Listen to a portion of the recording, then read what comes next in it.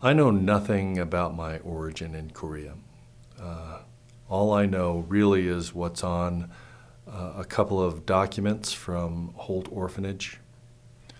It basically says that they took custody of me out of City Hall in Seoul, and that at that time they estimated my date of birth to be 2 weeks prior to that. And they took me into the orphanage at Nokmun-dong, I think I'm saying that right. And that is the orphanage that Holt operated prior to their current orphanage in Seoul at Ilsan. I've seen pictures of the orphanage at Nokmun-dong, and it's basically about the size of an average house in the suburbs here. It was small. It was just a building, and I don't know if there were a bunch of rooms inside or what, but there wasn't much to it. But I understand that there were a lot of children there. But more importantly, that those children were and babies, were quite challenged in terms of survival. My understanding is that infant mortality rate in that orphanage was something around 20%, which is kind of a mind-boggling figure. So filling in the blanks for myself, I guess what I believe happened is that I was abandoned somewhere in Seoul as a newborn. I was taken to City Hall for processing by the government, and out of that room, I was chosen or selected to be taken to the Holt Orphanage, and from there, I went up for adoption. I was adopted when I was 6 months old. I was put on an airplane with some 80 other infants and children and about 10 caretakers. And we flew from Seoul to Portland, Oregon, where my family picked me up and took me home to Denver, Colorado, actually a suburb in Denver, Colorado. And that's where I grew up. My mother and father adopted me as their first son. Prior to me, they had 3 daughters, and then they adopted me. And after adopting me, 3 years later, they adopted another boy, baby from Korea. He was 18 months old when they adopted him, and after him, they adopted a girl domestically 3 years later, and after her, they adopted another girl 3 years later domestically. So for a total of 7 children, I was in the exact middle. My father was an aerospace engineer, worked on a lot of the NASA programs at the time, and my mother was a housewife. And they raised us in a very typical American suburb just south of Denver. And then my brother and I were the only Korean or even Asian people that we ever saw, with the exception of the fact that both of us, through my parents' insistence, were involved in various Holt activities, principally which was singing in a choir, a Korean children's choir that went from church to church in the area, supporting Holt's efforts to promote adoption from Korea in the U.S. And so during that period of time, and I was certainly quite exposed to a number of other Korean children my age and other families that had adopted them. But that all stopped when I was in about 6th grade, and we entered a period of time a very long period of time when really I didn't see or I didn't know any other Korean or Asian people. I didn't really think about that, other than the fact that I knew that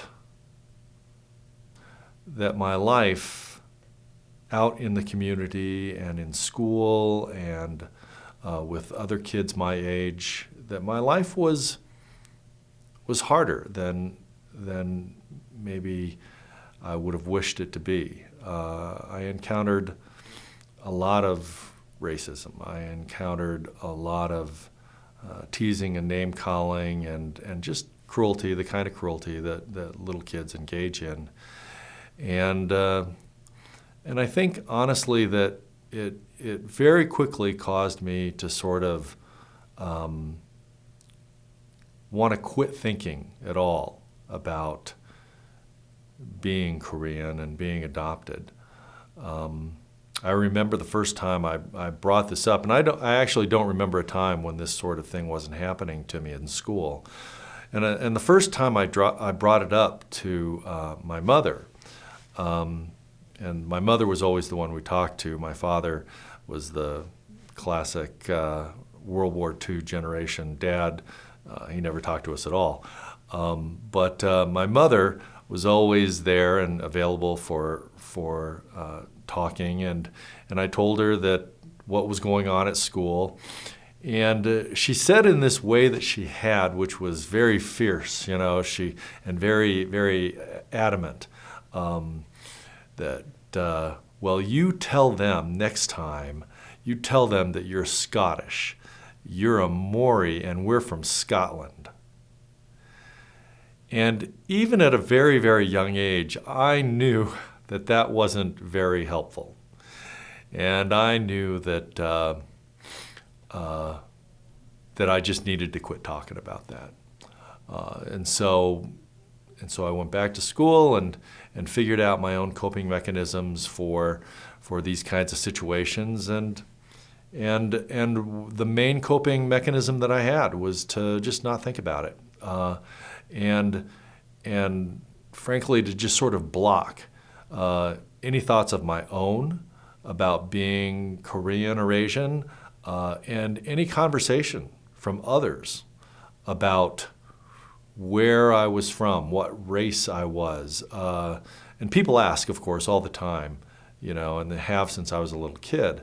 And I think that's the time where I started growing very, very defensive about those questions, and I would become really kind of put off and annoyed and irritated when anyone would ask me where I was from and how I happened to be in Littleton, Colorado, looking the way I did. My mother really was adamant that we were Maoris and that we were part of that family, and I'm grateful for that, truly. But one kind of unforeseen effect that had was that I never developed a sense of ownership for who I actually was. I never developed a sense of ownership for being Korean or for being adopted. And in fact, what I was being told to take ownership of was something that so patently and so obviously was represented a different kind of story, that really wasn't what I could say to people, and it wasn't even what I could say to myself. And so again, I just had to sort of block all of these thoughts within myself because they were just too confusing. I remember even into my teenage years, and I went to the DMV to get my driver's license. And I'm standing there in front of the guy at the DMV, and he's asking me my height and weight, and he gets to my hair color, and he says, "What's your hair color?" And I said, "Dark brown." My mother had always told me that and adamantly, as always, that my hair was dark brown. Well, my hair is black today. It was always black. It's never been anything but black.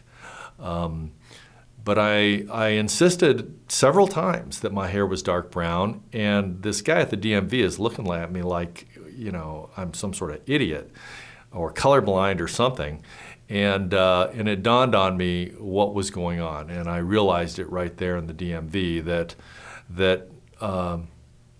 I'd simply denied that within myself, and that I had decided that my mother was right, and that I wasn't really Korean, that I was in fact a Maori in every sense of the word, and that my identity that I should be claiming, because the true identity that I could claim wasn't really my own, that it was something else.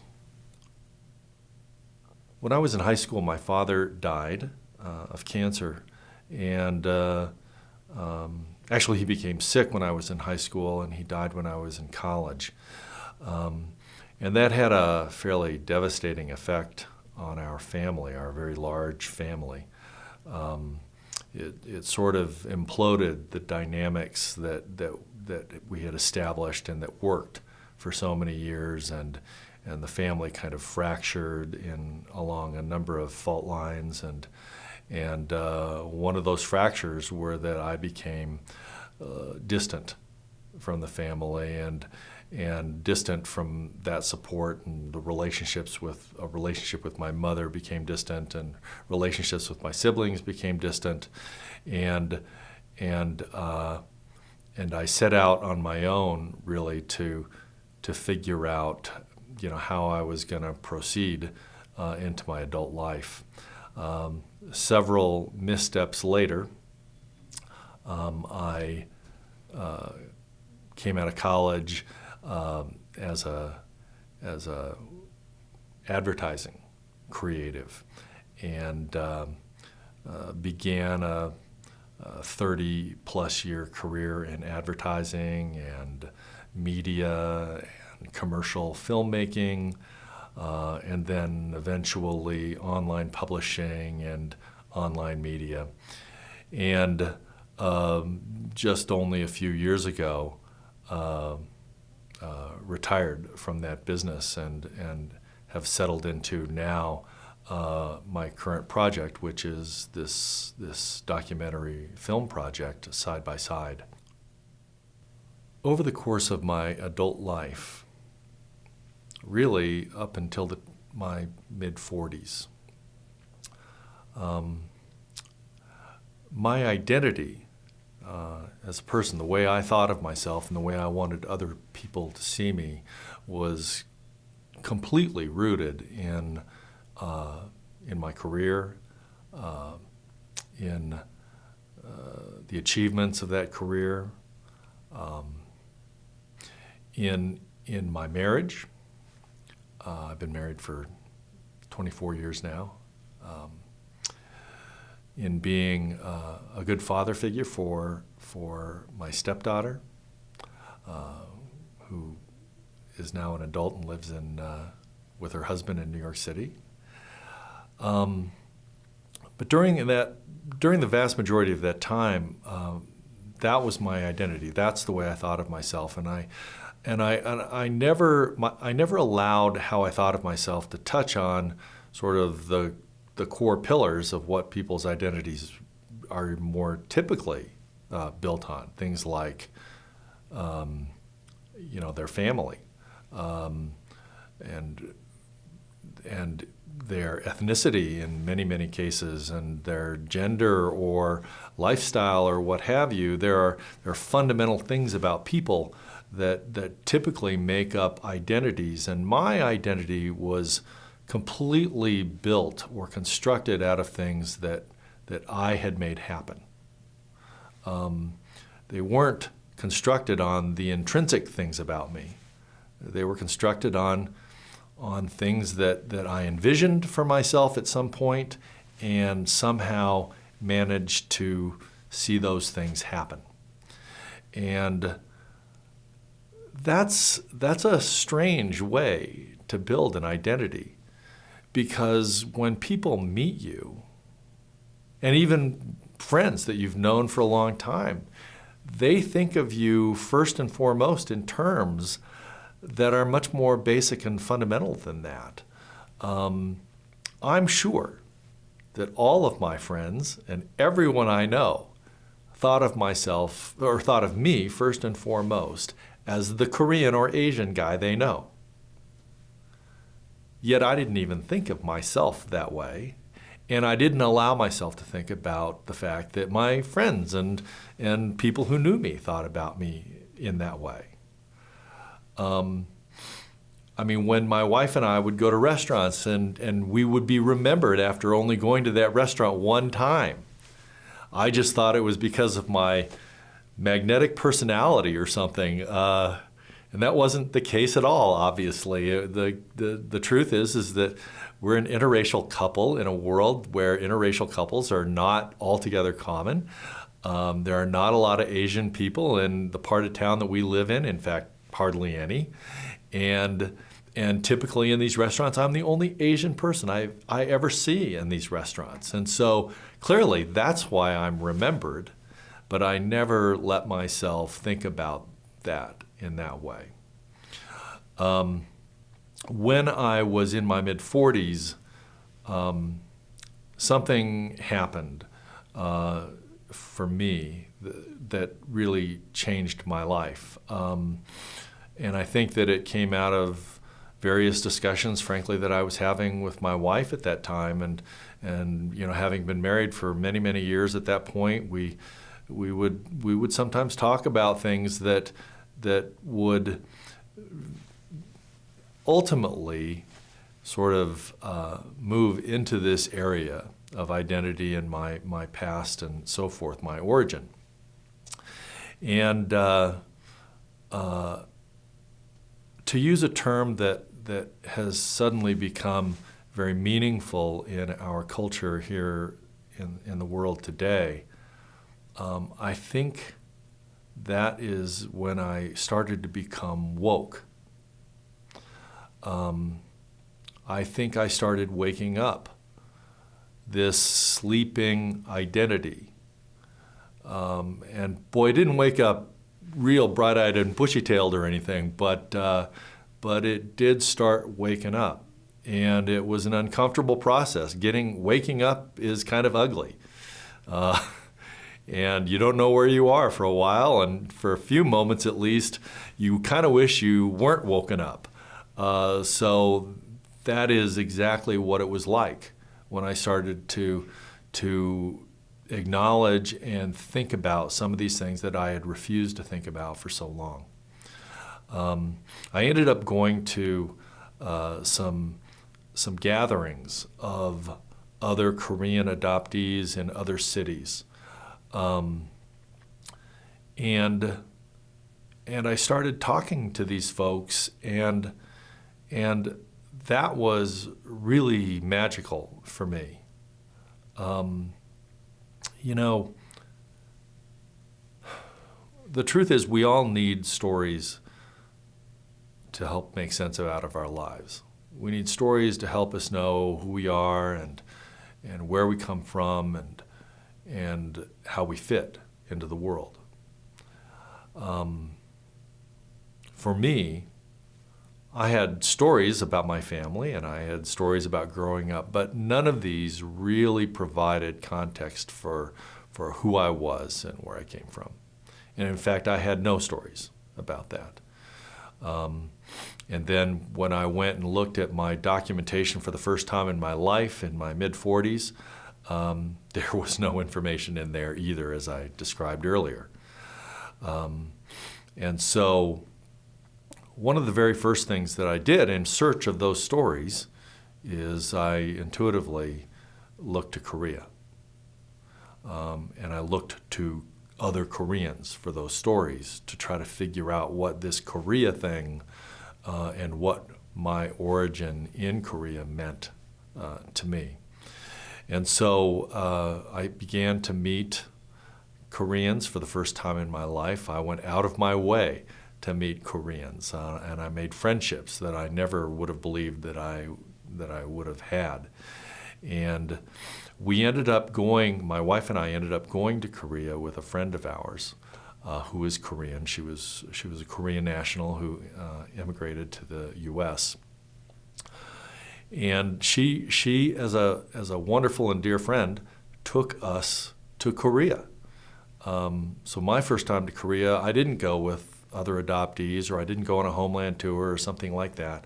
I just went with this lady and my wife, just to sort of see the country and experience it. And she wanted to show us around and introduce us to her friends, and she did all of those things.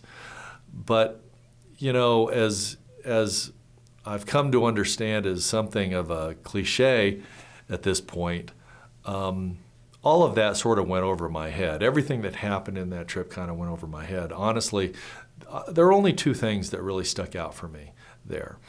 One was the fact that I looked like everybody else, and the enormous impact that had on me in terms of anonymity.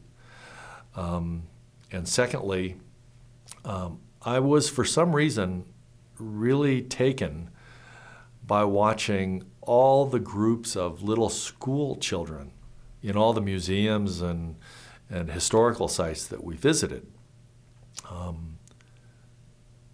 I don't know, just something about seeing these children as if I could somehow envision me growing up in a more natural, I guess, to use a term that maybe doesn't quite fit, but just a more natural environment was especially impactful for me. And I just watched these kids the entire time I was there, and everywhere we went. It was just amazing to watch these kids interact and have so much fun with each other and be part of these crazy mobs of little kids. They were experiencing something that I don't think that I ever really experienced as a little kid, and that I really wished when I was a little kid that was the life that I would have had. So when we returned from Korea, we came back with, having had an amazing experience and having had an opportunity to visit with Holt and go to Ilsan and meet Molly Holt and find out a little bit more about how the orphanage operated at that time when I was there. So all in all, truly an amazing experience, but only confirmed that there was no more information. There were no answers or no clues or no additional details. There really isn't any information about me, my birth, my family in Korea, nothing. So we came back, and I decided at that point that I would continue to create friendships and meet new people in the Korean adoptee community. And I continued going to various gatherings around the country. I went to a very large gathering in Seoul where people gathered from all over the world, adoptees. And meeting all of these people was truly phenomenal, and the friendships that I created last to this day and will last for the rest of my life, I hope. But the most important thing that happened for me was that I had the opportunity to continue hearing people's stories. People had stories that were quite dissimilar to my own in many cases, inclusive of things like actually having information about their biological family, having information about the way that they were relinquished and how that happened, and even to the extent of being reunited at some point with biological family, meeting their birth mother. These are the stories that I began to hear. And I could hear these stories, and suddenly, somehow, they brought more sense into my understanding of my life. They helped me understand my place in the world, where I came from, and why I'm here. This was really meaningful to me.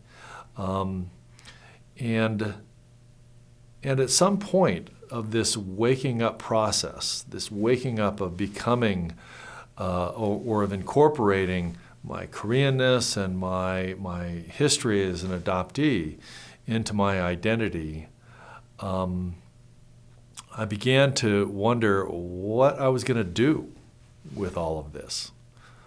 And that's where we started thinking about the creation of this project, Side by Side, where I would not just meet people and create friendships and hear their stories, but where we would film them.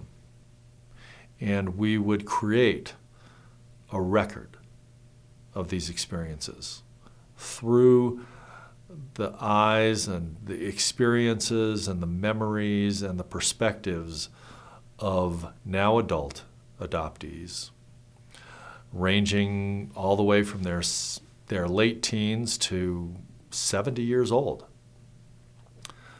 That we would create this record that would suddenly, and for the first time ever, give the world an opportunity to understand the Korean adoption story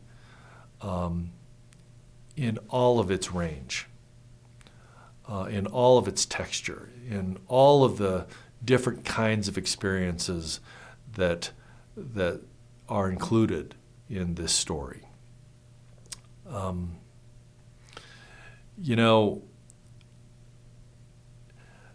That's what I came away from this project understanding, is that is how big this story really is, and how many stories it takes to really understand what happened and what continues to happen. It takes all these stories, and every story is equally important in terms of how it contributes to the larger story of the Korean adoption period of time from the 1950s all the way to today. That has been an unexpectedly emotional experience. For my entire life prior to this time, I would have told you that I viewed all of this rather dispassionately. And so when each revelation and each dot got connected and each gap got filled in terms of some kind of context for me, and it would be accompanied by emotional responses that I simply wasn't ready for. That was a big surprise, and it helped me, I think, to understand the depth to which I really did think about these things and really did feel about these things, regardless of how I blocked it over the course of my life. So I think that right now, I am more comfortable and more in open acknowledgement of who I am than I've ever been before.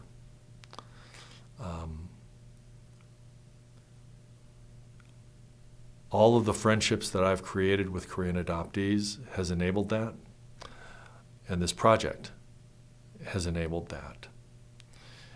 And I feel more awake than I ever have been before. I don't know where things go from here, and I don't know what I'll do with all of this next. But I'm really glad